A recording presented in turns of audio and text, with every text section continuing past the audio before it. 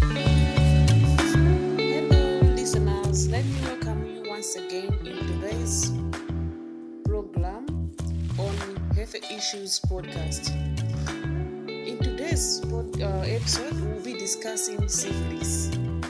You are with me, Liveness Uchoga, the editor and the producer of this program. Our guest today is Mr. Gift Josam from Mulanje District Hospital. Welcome, Mr. Gift Josam. Thank you for this session. Without wasting much of time, I think we should start. Now, can you tell us the overview of syphilis? Syphilis is one of the most difficult conditions that mostly attacks the young-aged guys who play recklessly with their life without considering what they are doing. This condition is caused by bacteria. It's a bacterial infection in nature, and that bacteria we call it Treponema pallidum. And primarily it is spread through sexual contact. It has got a lot of figures in terms of epidemiological. 6 million new cases annually, according to WHO. We face 6 million new cases. We can diagnose 6 million cases. That's according to WHO. That's both in male as well as female, even in the gestational mothers, as mothers are expecting. 300,000 cases. That is in the USA, according to Center for Disease Control, is being experienced, and the incidence rate of it is being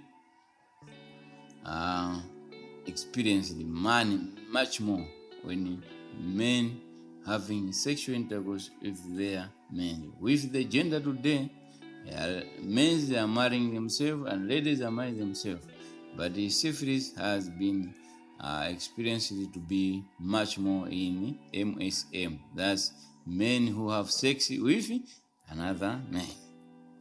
That is according to the USA data that is being projected by Center for Disease Control.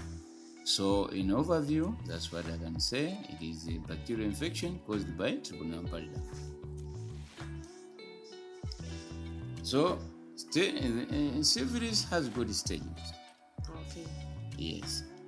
So most of the time we base on the following stages. Medically, we have got primary syphilis, which is most of the time appearance is painless and cancer or the source at the infected site. When you see anatomy of the human being, especially the men, when there is a syphilis, it looks like people who have not undergone circumcision. If you have got a very good observation of them, they retract their foreskin. We will be able to physically, conspicuously seeing how they are looking in terms of their position of the gland, especially the penile gland. That penile gland, it might have the wound, and if that wound is not painful,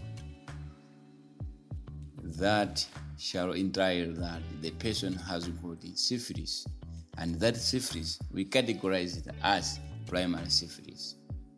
That's why I say it is painless and at the painless sore at the infected site.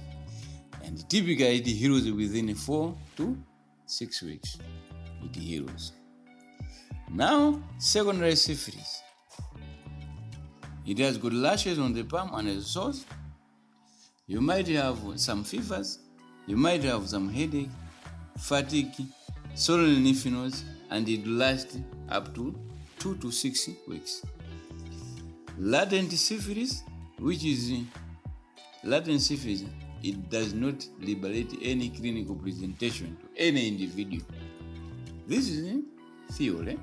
However, In other random cases, syphilis might have exhibited some other clinical presentation to individuals, depending on the nature of the individual in terms of immunoincompetence as well as reaction to the treponema pallidum, which causes syphilis.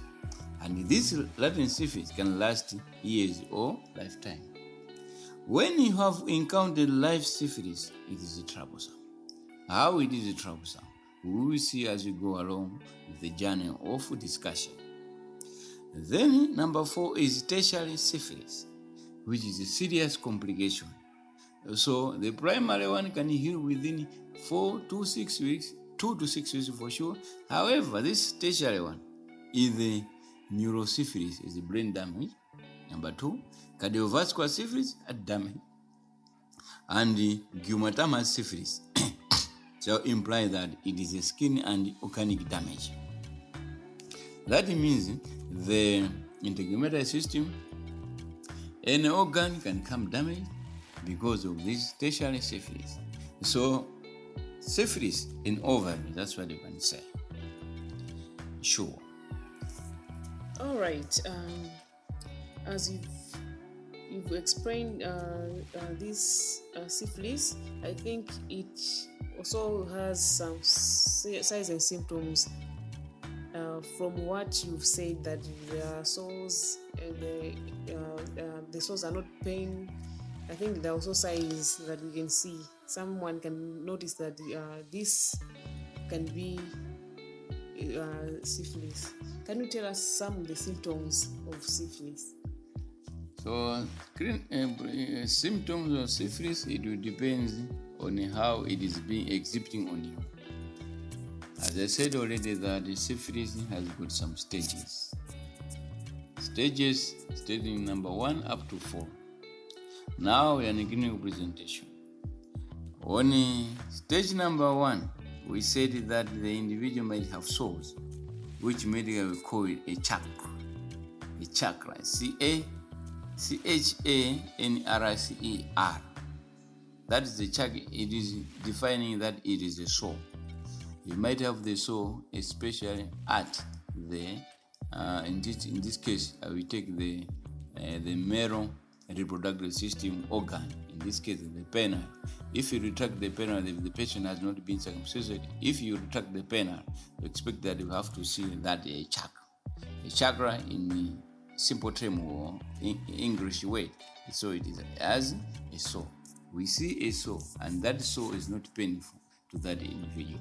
That is number 1 clinical presentation of syphilis. Number 2 presentation is a rash. Rash comes